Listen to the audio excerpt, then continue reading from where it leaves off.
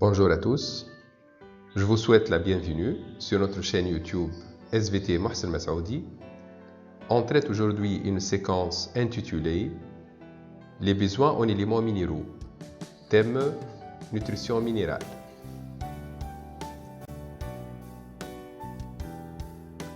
En plus de l'eau, les végétaux verts ont besoin de sels minéraux pour croître. Quels sont les besoins qualitatifs et quantitatifs des plantes vertes en sels minéraux?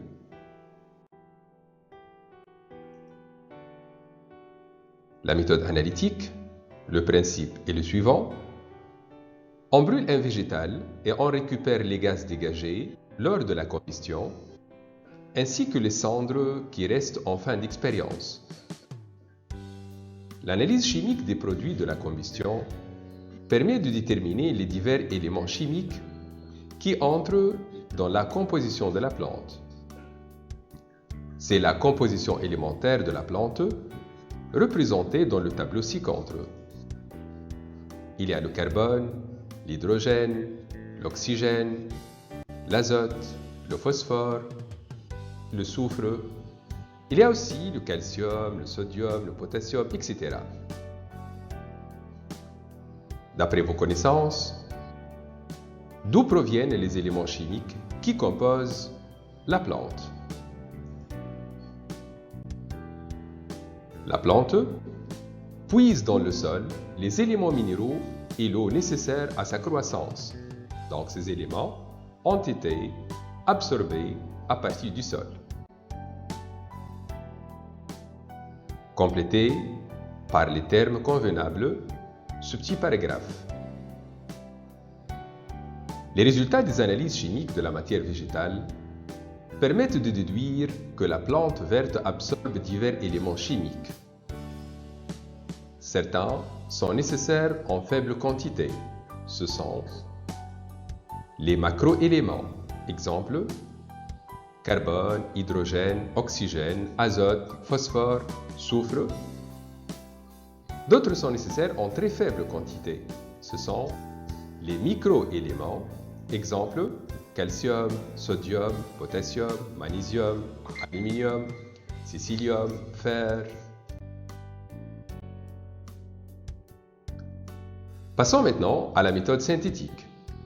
Le principe: en tenant compte de la composition élémentaire de la plante et de la composition du sol en sels minéraux, on fabrique après plusieurs essais une solution nutritive formée d'un mélange d'eau et de sels minéraux, capable d'assurer un développement normal de la plante. En 1860, Knop fabrique une solution formée d'un mélange d'eau et de sels minéraux, en tenant compte de la composition élémentaire des plantes. Cette solution servira de milieu de culture et montre que toutes les plantes cultivées sont bien développées, ont fleuri et ont produit des graines, capables de donner naissance à de nouvelles plantes. Voilà la composition du liquide de Knop: nitrate de calcium, nitrate de potassium, sulfate de magnésium, phosphate monopotassique, chlorure ferrique et eau distillée.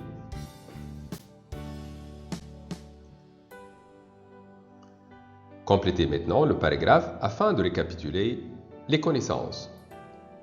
Cette méthode synthétique est basée sur l'élaboration des solutions nutritives en tenant compte de la composition élémentaire de la plante et du sol. Ces milieux nutritifs artificiels sont appelés milieux synthétiques, qui peuvent être milieu synthétique complet, exemple milieu Knop, qui contient tous les éléments minéraux qui assurent une croissance normale de la plante, et milieu synthétique complet, milieu auquel il manque un ou plusieurs éléments minéraux nécessaires. Afin de bien assimiler ces connaissances, on vous propose cette application. On a 5 milieux, 1, 5, 6 milieux. Chaque fois, on a enlevé un élément minéral. Les questions que se posent: quel type de besoin prouve le pot numéro 5? Le pot numéro 5 montre que la plante a besoin de sels minéraux, puisque l'eau distillée ne renferme aucun élément minéral. Question 2. Dans quel pot le maïs se développe le mieux? Pourquoi? Comment on appelle ce milieu? Le maximum de croissance de maïs est dans le pot numéro 1. Il contient tous les sels minéraux indispensables. Ce milieu est appelé milieu synthétique complet. Question 3. Les pots 2, 3 et 4 sont des cultures de maïs sur des milieux où on a enlevé un élément minéral à chaque fois. Comment on appelle ces milieux? Les milieux 2, 3 et 4 sont appelés milieux synthétiques incomplets. Traitons maintenant les effets des insuffisances ou des excès en éléments minéraux sur les plantes. Petit 1. Variation de croissance avec la concentration du milieu en potassium. On répartit 13 lots semblables de jeunes plantes sur des solutions nutritives synthétiques qui diffèrent par leur concentration en potassium. Au bout de quelques semaines de culture, on estime la vitesse de croissance de ces plantes. Les résultats de mesure sont rassemblés dans le tableau suivant. X mg de potassium par litre de solution nutritive et Y, c'est la vitesse de croissance. Utilisez le tableau pour tracer la courbe de croissance de la plante en fonction de la concentration du milieu de culture en potassium.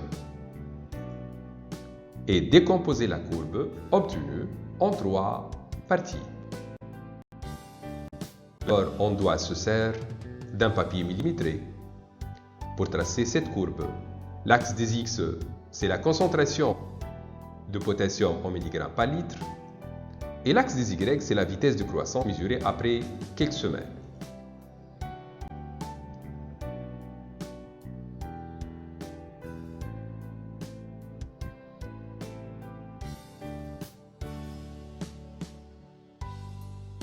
Une fois on a mis donc les points sur la courbe, on doit les relier.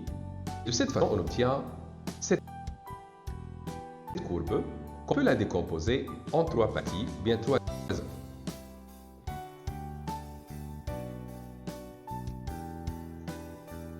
Complétez le paragraphe suivant. La courbe obtenue peut être décomposée en 3 zones. La zone numéro 1, zone de déficience, de carence, d'insuffisance, caractérisée par une croissance faible puisque la quantité de potassium est insuffisante. Zone d'optimum, caractérisée par une croissance maximale puisque la quantité de potassium est optimale. Et enfin, zone de toxicité caractérisée par une chute ou une diminution de croissance puisque l'excès de potassium devient toxique. Petit 2. Effet de la carence des plantes en éléments chimiques indispensables. La carence en azote. Il y a chlorose, c'est-à-dire jaunissement des feuilles, avec ralentissement de la croissance. Carence en phosphore. Jaunissement à l'extrémité des feuilles et ralentissement de la croissance. Carence en potassium. Nécrose. Tissu desséché, il est mort, avec ralentissement de la croissance. La carence en magnésium, jaunissement du limbe entre les nervures et croissance normale. Par contre, la carence en fer, il y a chlorose, jaunissement des feuilles, avec une croissance normale.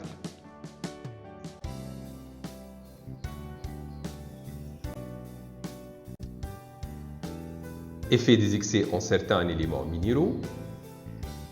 Complétez le paragraphe suivant.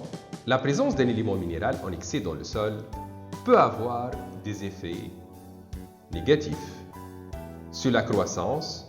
Exemple, l'excès du nitrate provoque un développement exagéré, anormal, de tiges et des feuilles aux dépens des fruits. La conclusion: L'agriculteur doit choisir les quantités en éléments minéraux optimales pour avoir le meilleur rendement, c'est-à-dire une croissance maximale. Notre séquence se termine. Merci pour votre attention et à bientôt.